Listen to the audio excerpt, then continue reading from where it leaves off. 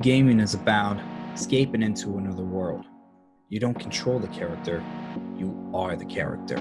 Whether I'm hunting fearsome monsters or growing the best crops, gaming is how I like to relax. I like gaming because I can go you know? They help me escape into a world of pure imagination. Video games. What more could you ask for? Endless possibilities.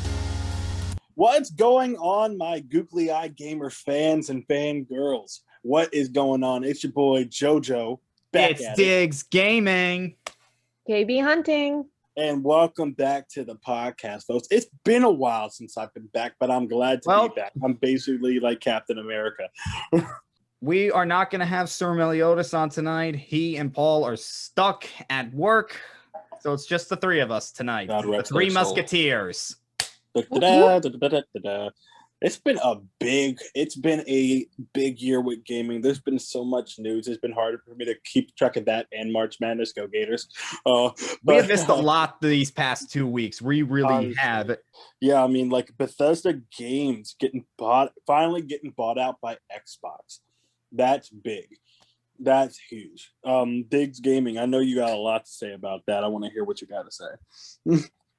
I think this is terrific for Xbox. Now, everybody knows I'm a PlayStation guy. I'm not an Xbox guy. But now Xbox finally has some games. One thing they've been lacking at. Whoa. Hang on. Whoa. Let me hold on. Wait a minute. Xbox has Halo though. Yes. They have Halo. Xbox they have Gears of War. Yeah, they have Gears. They have Forza. But all in all, Nintendo and PlayStation does have more exclusives than and Xbox. Better games.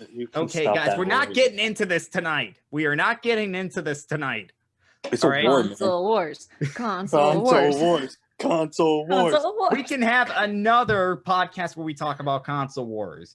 But with this deal, it really is great because of Bethesda's titles. I mean, you're talking about now Xbox having Doom, Dishonored, Elder Scrolls, Wolfenstein, Fallout, Prey, Rage, Evil Within. I mean, those are really good games that now Xbox has the control over, and they could go a number of ways with this. We really have no idea how they're going to do this, if they're just going to make all the games exclusive to Xbox right now, or whether they're going to have features that make you want to buy the Xbox version over the PC version or the PlayStation version. It's not even just that. It's also like what's going to happen to the servers that are already existent for multiplayer content that are on like PlayStation. Like I know like a lot of people, especially Elder Scrolls fans, with like a non-release of like a single player game like Skyrim, like they've been all like venturing on Elder Scrolls Online. Like actually, like one of my old managers actually like no life like that game specifically, and now especially. And I also have friends that play Fallout 76 a lot. You get away from my food.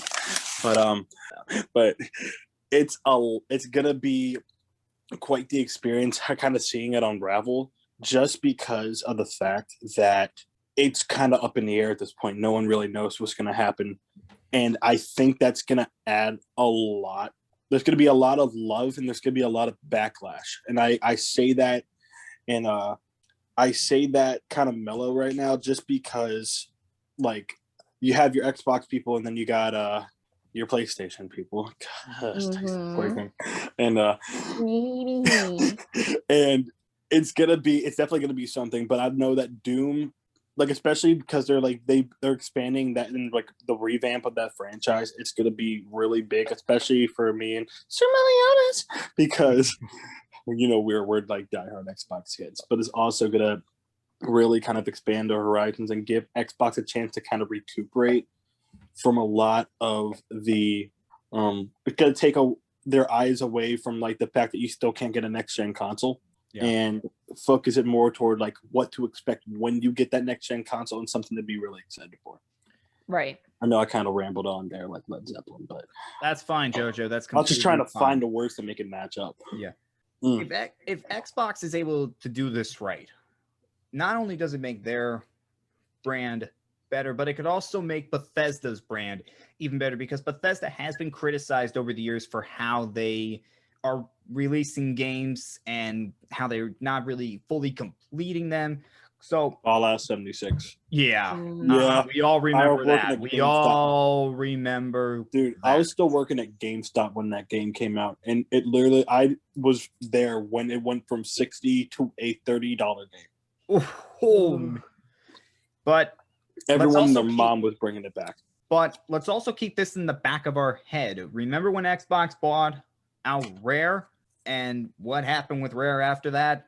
How it took them a while before they could even get back to relevance, and they're still trying to get back to where they were before then. So let's keep that in the back of our mind. But I think Xbox has learned their lesson on that, and I think this is going to be a great deal for both of them, and it's going to push Xbox to be better. And who knows, it could even push Nintendo and Sony to do even better. It really could. No doubt about it. No doubt about it. Speaking of like giving things time, Warner Brothers Montreal did push back Arkham Knights. Gotham Knights. See, I'm so used to saying Arkham with all the games. I know. It's so crazy. But yeah, they pushed it back till 2022. And I have a statistic for you guys. We talked about 30 games on our first show. How many of those games do you think got postponed at some point during their development? I want to say at least 50%. Okay. I was going to say 10. 17. 17. Ooh, 17. That's more than half. And that does not include Stalker 2, which at one point was canceled and then brought back into development. You know, they get back into development? Dead Space 4. Well, sorry, I can't let that go. What's interesting is most of these were pushed back because of COVID-19, but some of these, like Vampire the Masquerade, Bloodlines 2, I mean, that's been delayed multiple times. I mean, some of these games... it's if you guys remember when this game was coming out, Anthem kept getting pushed back. Yeah, a lot. So, like, do you guys think it's going to be something like that with when these games finally get released? Like like Cyberpunk. It's like more of like a recent example. Do you think that like the hype is going to kind of die out and the sales for this game, that these games are going to plummet because of it? With some of these, especially with Vampire, Bloodlines 2, yes. But I think with games like Hogwarts Legacy or Gotham Knights, even a game like Kenna, I mean, this is to be expected because of COVID. If COVID doesn't happen, a lot of these games probably don't get delayed like they did. And this is probably just another case. I mean, I might be the spear sticking out of the haystack here, but honestly, I'm kind of happy they're pushing it back because they're really, if you think about it, Montreal is really expanding their horizons with this one. And I don't just mean that way in the gameplay with like the co-op and everything. Like they're introducing a whole new level up system. They're like introducing RPG elements like Ubisoft. Like they're doing a lot of stuff that no one's seen with their games before, especially with one that's centered around the DCU. And with their level up system, it's definitely like something complex. So I guarantee there's going to be like a lot of bugs. So I feel like because of what Cyberpunk looked like and especially because of what Cyberpunk looked like, I think that's kind of why they're doing that, because they don't really know. There's not like a lot of people that have these consoles right now. Oh, yeah. Yeah. And on top of that, they also don't want them, like, because I don't know if you guys knew about this, but Cyberpunk actually, like, CD Projekt Red actually got sued internationally. Oh, yeah, they did. Yeah, you remember that. Yeah, they got sued, and I can't remember which country it was. But it was something along the lines. And I think they got sued by their own investors too. Their investors were extremely upset about that. This is just something where, oh my God, Cyberpunk has now turned into a cautionary tale.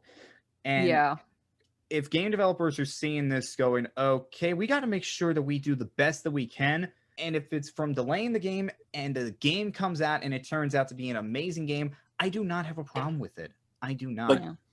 Especially with a game. It lays on game developers to set realistic goals for realistically sized teams. If they just do that, they don't have to worry about delaying. They can set a good goal and not have to worry about that. But you need to talk to 2K Games and get on their NBA games back on track.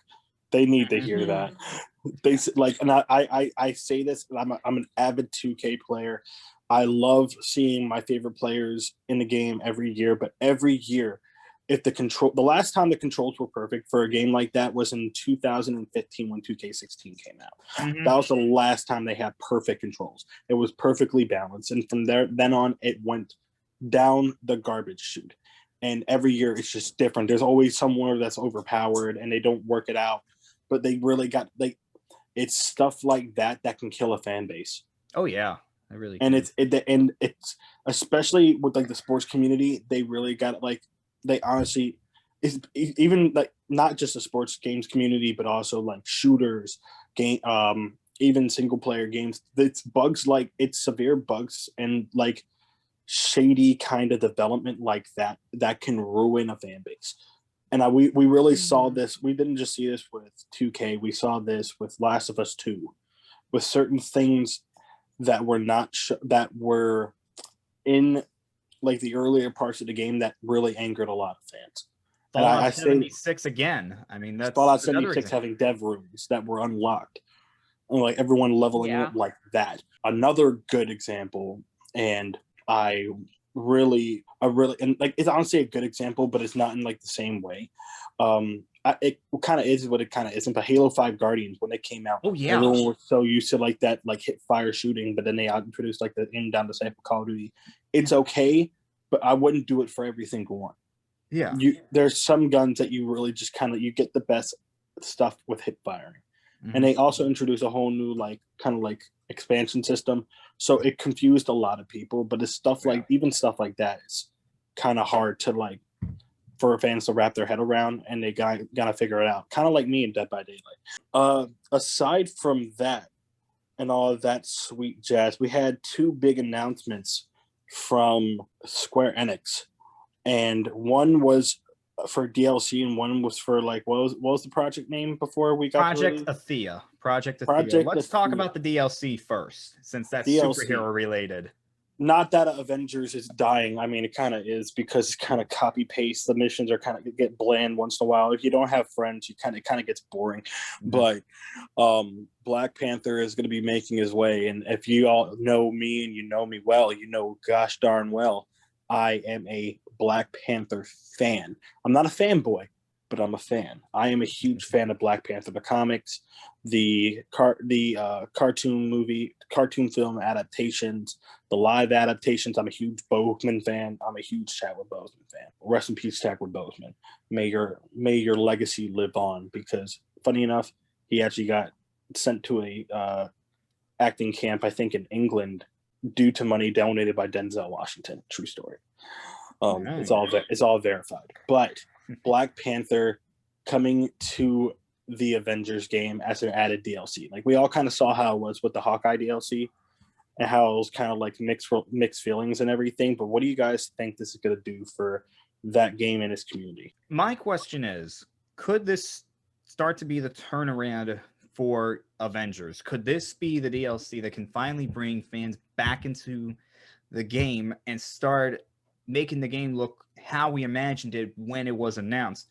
I think it's going to do even more than that.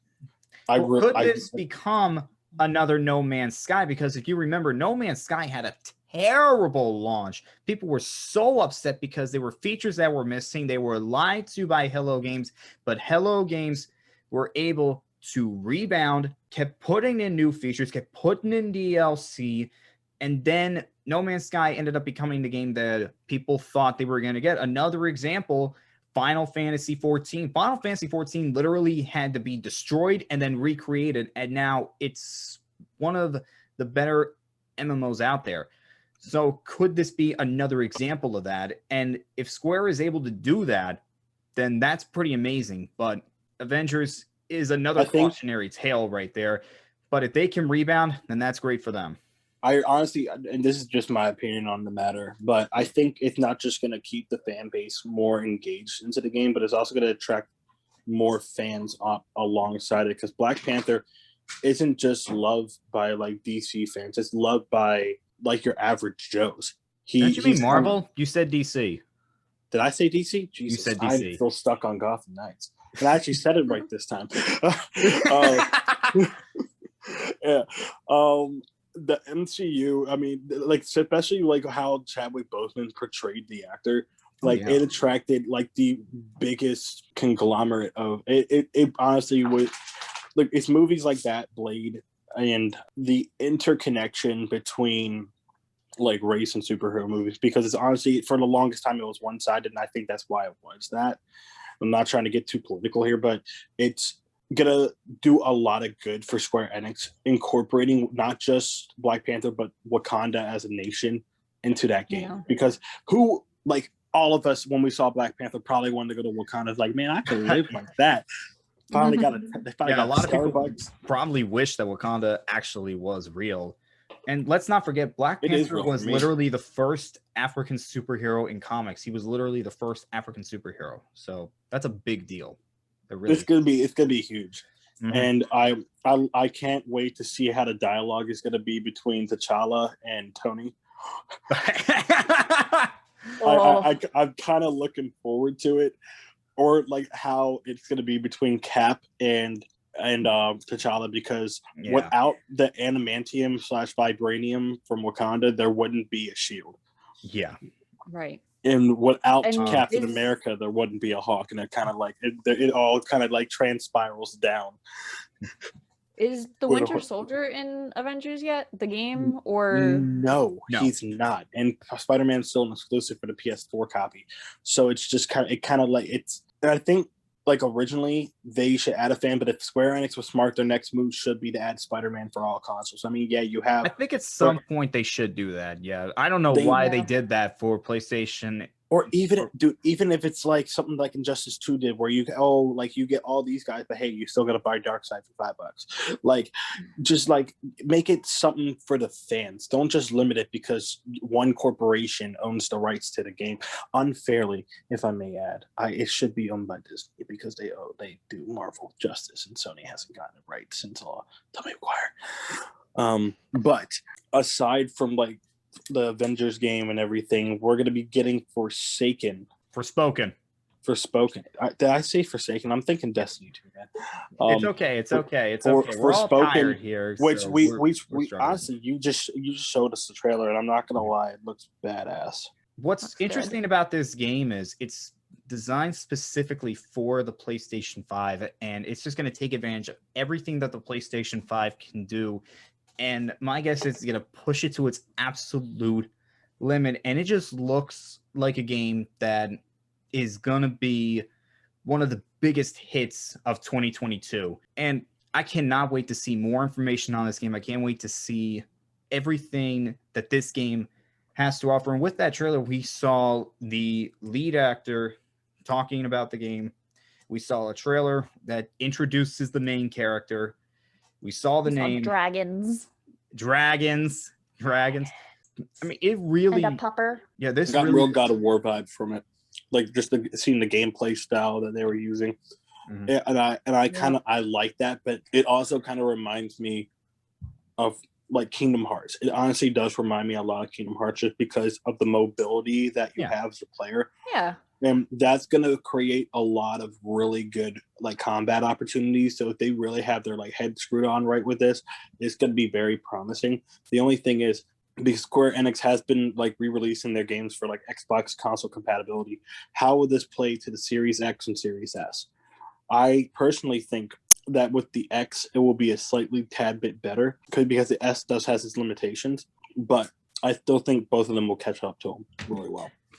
Well, let me check something real quick with it because it's designed specifically for the PlayStation 5, and just want to make sure I have this right. Well, it's exclusive to the PlayStation at launch. I mean, from what I've heard, it's a PlayStation exclusive. It's not coming to Xbox. Things like that always change. But we'll see what happens in the future. But yeah, this is definitely a game that in 2022 is probably going to be one of the biggest hits if this game is done right. And it's Square, so I do have faith that this game is going to get done right. Even though Square has had some setbacks, they know how to make games. I mean, they just know. I mean, this is definitely going to be their rebound, especially because they lost their contract with San Diego Studios for MLB The Show, which is like funny because MLB The Show is going to be coming out next month. If you guys are if anyone out there is baseball, like a baseball fan and like never got to play it because they were Xbox players, go ahead and give it a pre-order because honestly, coming from someone who's played the game for years, you're not going to be disappointed. And if you end up getting the $100 edition, all the some of the profits, like for every one copy of the Jackie Robinson edition, $100 edition bought for the game, $1 is donated to the Jackie Robinson Foundation, which does help African American men and women go to college. So it is something to definitely get behind if you have a good heart. Yeah, that's definitely cool. And I really do like the fact that the show is now coming to everything that's not just a PlayStation exclusive anymore. Again, yes, I am a PlayStation guy, but with something like this is basically the only baseball game out there because they basically got rid of their competitor. And now, not even just that, but like I also heard a rumor that there's going to be a cross-platform compatibility with MLB The Show. Now that is cool. Which is like for the first time, and I want to say a long time, like since like honestly, if you think about it, since Rocket League started doing it, this is like the first like legit like non-make-believe sports game that will have cross compatibility. Well, honestly, I think if other companies like 2K, EA Sports were smart, they would start introducing that kind of aspect into their games like Madden, FIFA, the big hitters, Madden, FIFA, UFC, NBA 2K, and start kind of like moving toward that, because when you have your limitations, I mean, even Dead by Daylight has cross compatibility now, and that's a freaking horror game. Like it's slowly but surely becoming the new norm. But aside from that, they're also kind of making it a little bit like Madden, for what I've seen from like the teaser plays and everything. Especially with like the road to the show, they're like kind of creating like archetypes and everything. They're starting to introduce that. They've been introducing it for the past 2 years, and it's a big jump. And as a fan, I hope that it is not too much of a learning curve, because when it first was introduced with 18, it confused a lot of people. It honestly upset me a little bit, but I eventually got the hang of it, and I was like, oh, so we actually got to put in the work. This is like actually being in the show. They kind of made the experience more augmented with that. So hopefully it doesn't take away from that, and it kind of like keeps that realism. I want to see Diamond Dynasty blow up. I want to murk these noobs. Yeah, it's gonna be fun. It's gonna be a whole lot of fun. So with all the games getting sequels and like a lot of games also getting like reboots and exclusives and everything, I think I kind of like wanted to talk about what sequels or what games need to make a comeback, need to get rebooted. So like kind of like started off, we got like what was your guys' favorite sequels, if like any, for a video game? And then if you had a series that you love or everything, what would you like to see come back, either through like a reboot or like get like a sequel or add-ons? I will go first. My favorite sequel of all time is Sly 2, Band of Thieves. I just love that game because it took what the original did and just did it better. It got rid of the whole hub world and going into different levels and just having this semi-open world that was just so cool. And it really made you feel like, you were doing a heist. It paved the way for Honor Among Thieves, and that's why like Honor Among Thieves was like one of my favorite games. Yeah. And as for a game that I think could really use a new addition to it, I'm going to go Ty the Tasmanian Tiger. For those of you who don't remember, Ty the Tasmanian Tiger was a game that came out during the PlayStation 2, GameCube, Xbox generation of consoles. It was a very, very good game. It was a very good platformer. And it got 2 sequels to it, both of which were very solid as well. And I feel like nowadays, because this was a game that took place in Australia, and all the different environments, like at one level you were in the desert, in another you were in the rainforest, another there was just a bunch of snow, another was the Great Barrier Reef. That is just really cool. And I think with what we have right now, that game would just look gorgeous. It would just How the Tasmanian Tiger had more hype than Spyro. It really did. And I hate saying that about Spyro, but it's honestly my opinion, and honestly, what I think is a god-honest truth. Yeah, so Ty the Tasmanian Tiger, I think, would just thrive in today's market. And I really would like to see a new game from Ty. I really would. And I hope that somebody takes a chance on it. What about you, KB? Favorite sequel and game that you think deserves a new edition? So for me, favorite sequel has got to be the most recent God of War game. I've always been a fan of this series, but this last one really hit me with the story kinda and made me actually invested in more than just the hack and slash rage and violence of the series. So for that, it's gotta be my favorite. And that's hard to pick because there's so many good sequels out there. Honestly, there really are.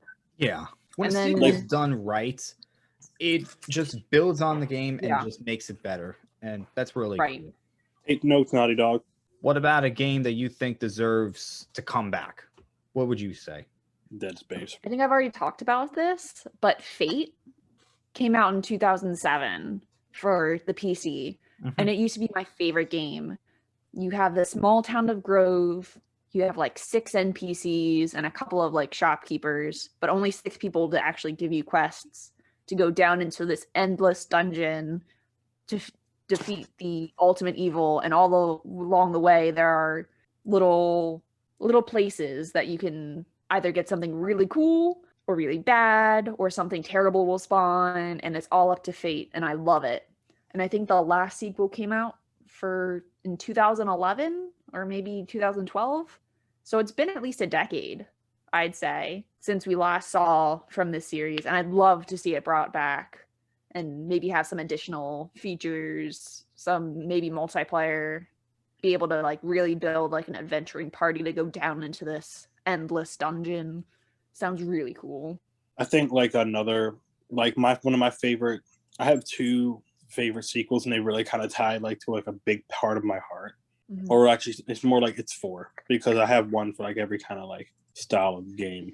So one of my favorite sequels, despite it ticking me off so much as a kid, was Kingdom Hearts 2, just because of literally one of the boss fights, and they really went over the top. And then I thought it couldn't get better than that, and then I played Kingdom Hearts 3, and it's just you like Kingdom Hearts 3? I love Kingdom Hearts 3. I thought the boss fights were really thought out, and I liked that they it. It was watered down for kids, and it was you kind of got to be like Stevie Wonder to not realize. I really don't like the combat system. I'm playing it right now. It might get better, but right now I'm in the combat system. It can be copy based. What do you play? What difficulty are you playing it on? I think I usually do normal just to start out with. Honestly, if you played it on not critical, but the one underneath, I think it's hard. Okay. It's literally like playing on normal. There's no difference. Well, that shouldn't be. I know that was the difficulties. Well, if you remember, Kingdom Hearts 3 didn't have critical when it came out, so it was kind of they were kind of feeling the water out. But also with the DLC that they added, it was they made it it honestly made it well worth it. Another one of my favorite sequels was Sly Cooper Honor Among Thieves.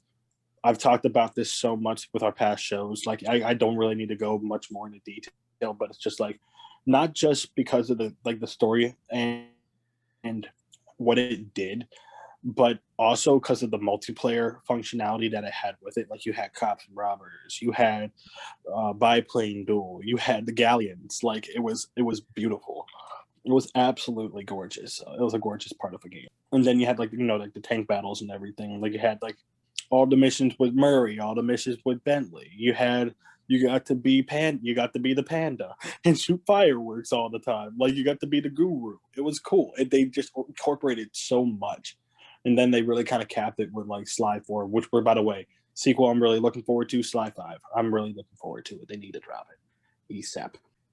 Halo 3, overall best shooter sequel of all time for me. And it kind of built off Halo 2. But one of the sequels coming out this year is actually going to be Halo Infinite, and they could do a lot with this. They're bringing in enemies from Halo Wars 2 they're calling themselves the Banished. They can do a lot with what they're doing with that, because Firefight, they could add, and especially with Cold War having a zombie mode, they could do a flood mode where you just survive waves and waves of flood, and it gets progressively harder and harder each round.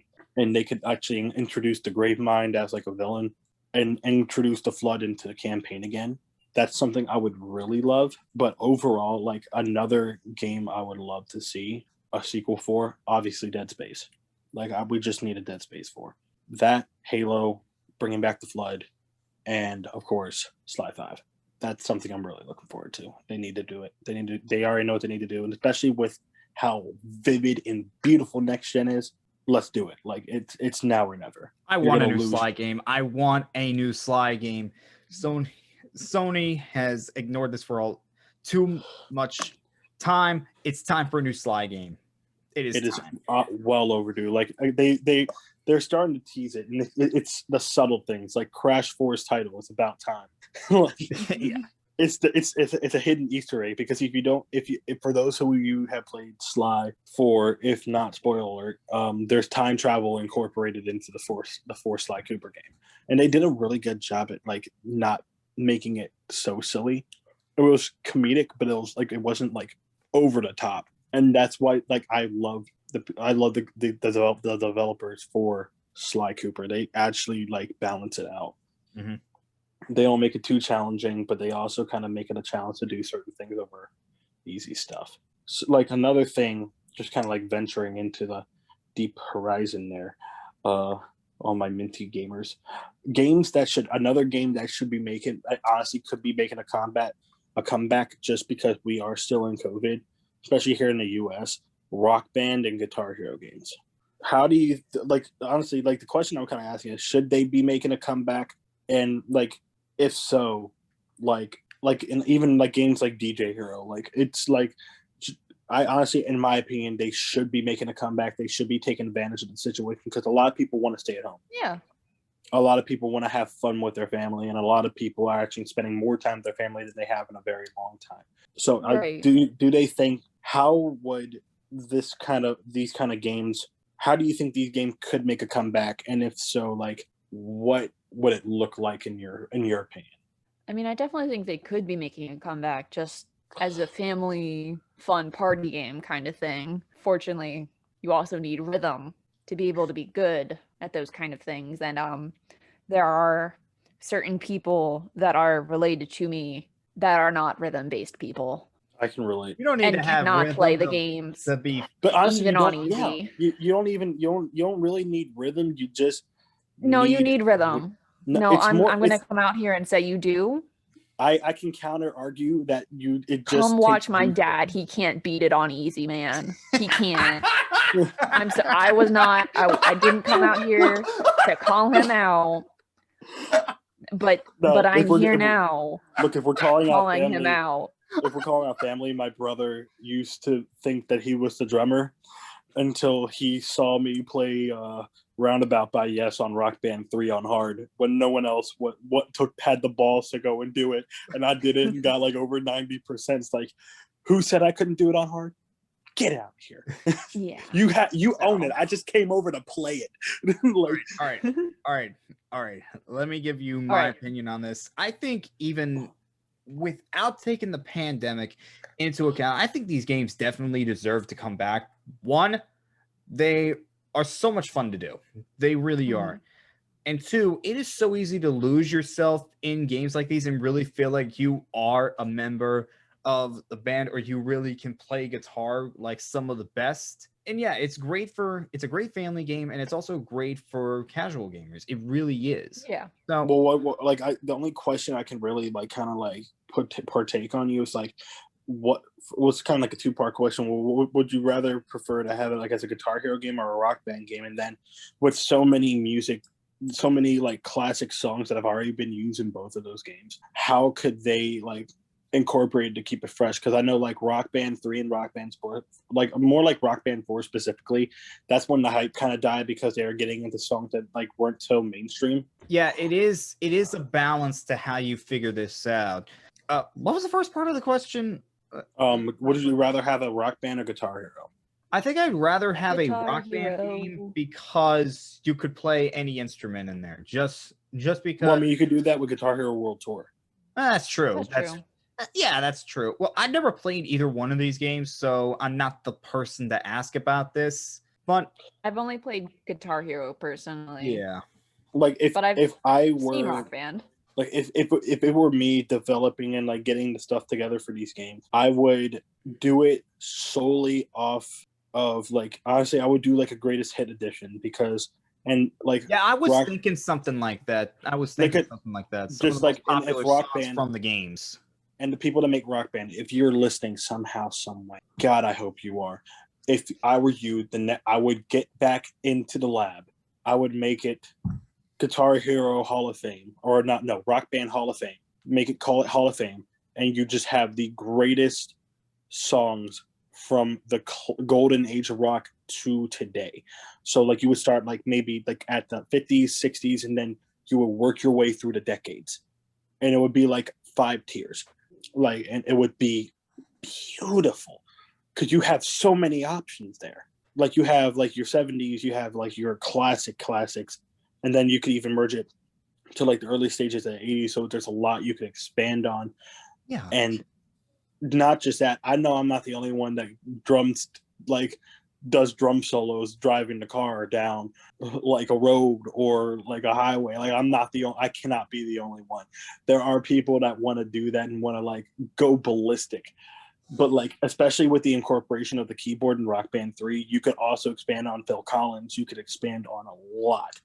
Like one of the best songs on Guitar Hero or on Grand Theft Auto 5, in my opinion, from the classic rock station they have on there is I Don't Care Anymore by Phil. Put that in there.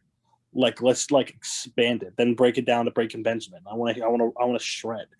I mean, on top of that, maybe let people be able to download their own tracks, their own rock tracks. Oh, I didn't even think of that. So many like from YouTube, like Jonathan Young and like Caleb Hiles have done like rock versions of like the Wellerman, the sea shanties and stuff, or like rock Disney, those kind of things. Yes. Like it would be so good to see. Like, just have like, and like you, like I know like something Guitar Hero World Tour did was they had like a recording studio mode, and that's where a lot of people like made songs. Like somehow, I had it for the Wii, and I admit that proudly because I had a lot of fun with the Wii when I was in its heydays. But I was also fortunate enough to find someone that recreated the Pokemon theme song with Guitar Hero.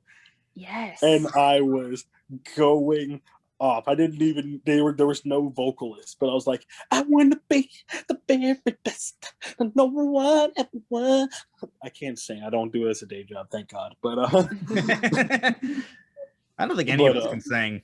I can sing a little bit. I just wasn't trying that. I was just kind of like doing it as a point. But it's a lot of opportunity and missed opportunities that both games have gone through, and they just need to like get back on it and take advantage of the situation. Yeah. Like we're tired of spending $100 on a Guitar Hero controller. Yeah. This is my final thought. With games like this, you are only limited by your imagination. That's Seriously. The only thing that you should be limited by if you are developing for this game. That's exactly my point. That's a really good point because me being a Halo player, Halo 5, you actually like can play stuff like people made in Forge. Like the other night, I was playing with my clan members Diamond, and we found like this like mongoose obstacle course. Like you fall off, you blow up. That's a whole lot of fun. I almost completed it too, but also even Super Mario Maker is a huge franchise. Oh yeah, or huge just game in general. So like, if you add that functionality, people will go ham with it. Mm-hmm.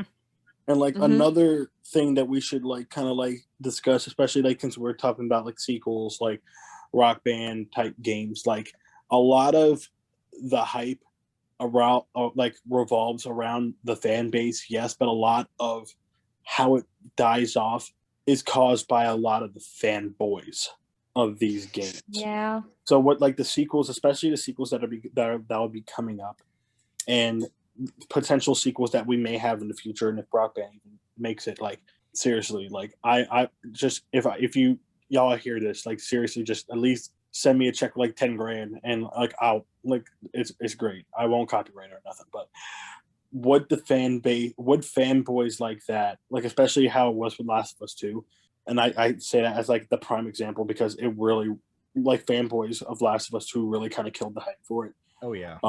Can like are fanboys the reason that these games fall, like that like big releases, like big marketed releases fall, or is it like something else entirely, like mechanics? Let me start this one off. They can be the problem with some games, and some of the games that I'm looking at from our most anticipated list, Vampire, Bloodlines 2, and Psychonauts 2. I mean, those games are sequels to games that released over 10 years ago. So you have the fanboys that are expecting like perfection and everything to be great about this game. And if it's just one thing that they don't like, they're just gonna go off on it. And yes, it can be a big problem if they have this enormous expectation on the game and it just doesn't live up to it. That can be a problem. But also something else that I see is a lot of times you will see some game developers that are developing these sequels and they want to try to interpret new things into it. They want to try to put new things into a game, take out other things that were part of what made a game great.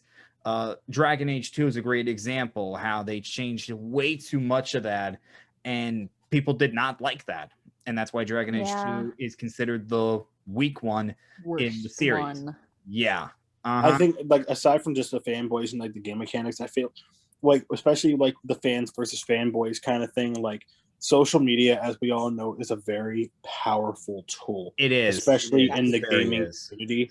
So like personally, I'm looking forward to the very comedic banter that I'm going to be seeing with this kind of stuff. Oh yeah. But at the same time, very, very much parallel with that, I'm also going to be looking forward to how this will not only affect, not that the Game Awards are legit because they're not, they're a joke, but they are. The last 2 years have shown that.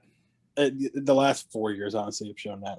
But okay, yeah, true. But honestly, like with platforms like Steam, that you can actually like you actually control the voting and everything, I feel like this will be a very good opportunity for these companies to actually like kind of pull a Trump card on it. I mean that because, and not trying to get political at all, but like Trump used social media to his advantage, has used social media in his advantage in elections. So what they could do with this, they could honestly pull a Wendy's.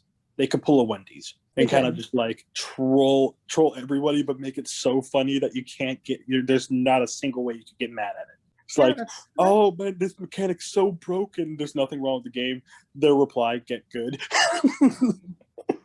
It's something they could really work off of. And like, I just encourage companies to just kind of like engage with their fans in a lighter way than just like, oh, we have news on this upcoming release. Like, it's not just about the game sometimes. Sometimes you just really need to engage with the fan base, which is why I love 343 so much.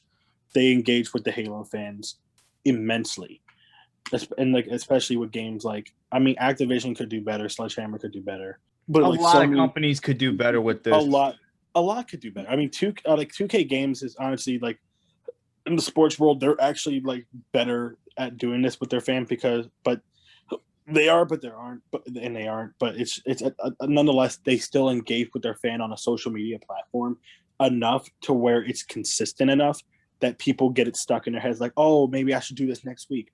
Even Twitch as a streaming platform does it. Like, they get you to find ways to engage with your fans and to get engaged with like other like digital like performers, and like it's a great tool that they really need to start incorporating a tad bit more. Just because it's light or day, it's day and night.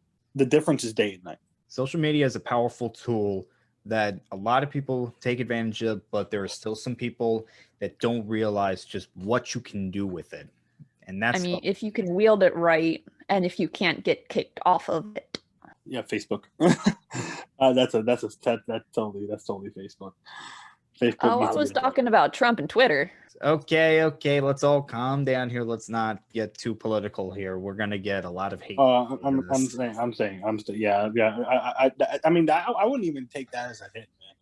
Like I mean, it's out there. It's true. He went overboard sometimes. So I mean, I wouldn't say that, but like sometimes. I'm being humble here. Okay. Fair enough. I'm being humble, but definitely. You got anything to add to this? Yeah, I'm gonna say.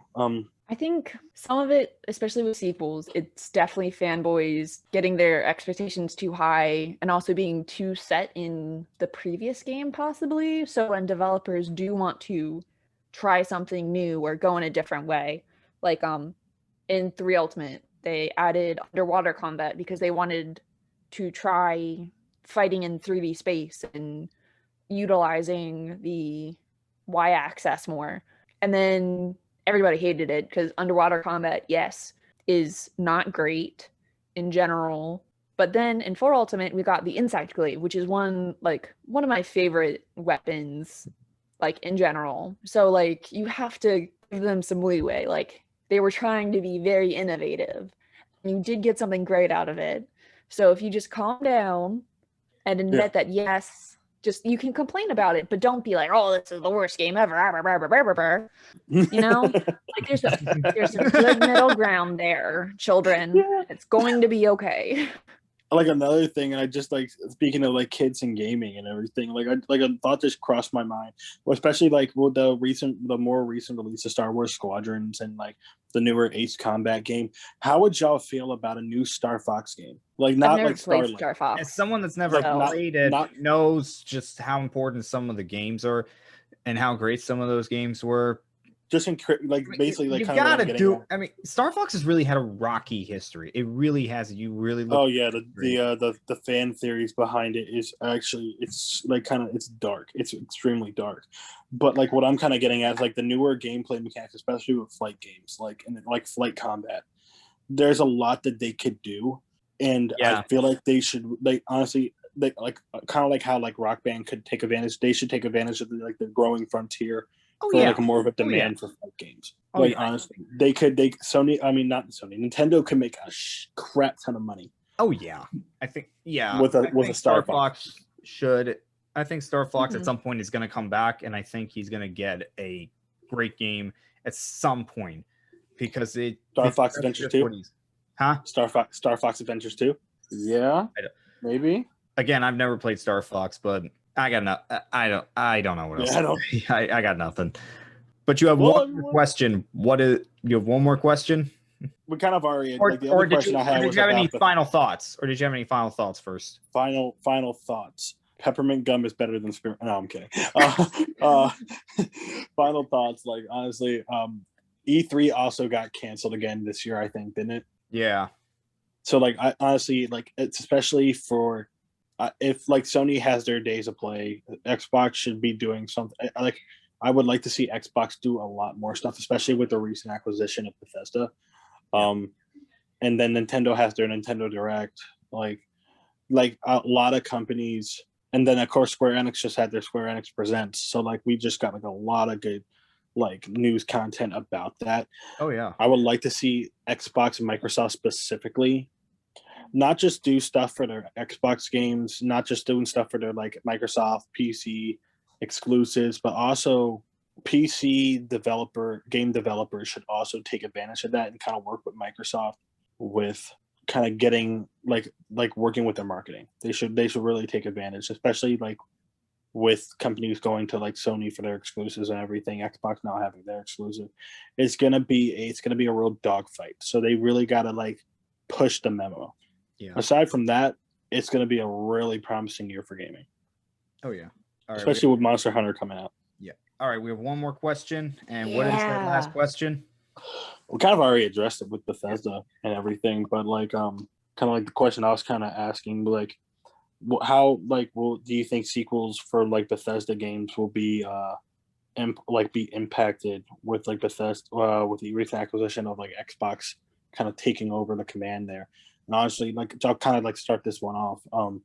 I do think there's going to be a lot of limitations, but I think there could also be some more groundbreaking technology being implemented here. And I say that because like a lot of Xbox gamers play with PC gamers and PC gamers, so like vice versa. Yeah. What they could really do, like specifically with that, they should really also do stuff with, like, honestly, in my opinion, they should also kind of work with like streaming platforms additionally. Because like I know like Twitch, if you like, I don't know if you guys like use Twitch or anything, but I've never have. You team up your Amazon Prime with them, you get like an in-game loot, which is why I've gotten so many gold bars on Red Dead Redemption 2, so much monies on GTA 5, and so many skins for Rainbow Six Siege, which by the way had a major boost because of the recent updates. They have like map bans, character bans in their like online lobbies now, which I think is awesome. But like they should take advantage of the technology that they have in front of them. That's really my final thought on that. For me, what do you guys think? For me, with Bethesda and Xbox, it really is going to depend on what they want to do, because now the ball is in their court, and it's up to them how they want to make these games, how they want to distribute these games. It's like I said, are they going to be just complete exclusive to Xbox, or could it be every single console, but Xbox is the definitive version, or is all the DLC just going to be on Xbox and Sony's going to get none of that? It's really up to them how they want to make these games. And it's a great question. Yeah.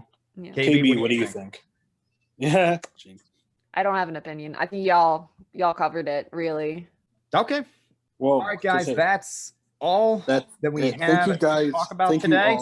Thank you all for tuning in. If you guys follow us on YouTube, please hit the like button. Please subscribe. If you have any additional thoughts, please leave a comment down. We would love to like react with you guys. Hopefully sometime in there we could all like put like our handles down there eventually. Maybe not immediately, but eventually. If you guys ever want to talk to us, hit us up in the comment section. But yeah, everyone, thank you guys for tuning in. This was Jojo. Diggs Gaming. KB Hunting. Everybody, keep an eye out. Sir Meliodas and I might be doing a special in the near future because he just got an Xbox Series S. I have a PlayStation 5, so we may be talking about the two. I might want to join you guys just so I could bring the hate mail in there.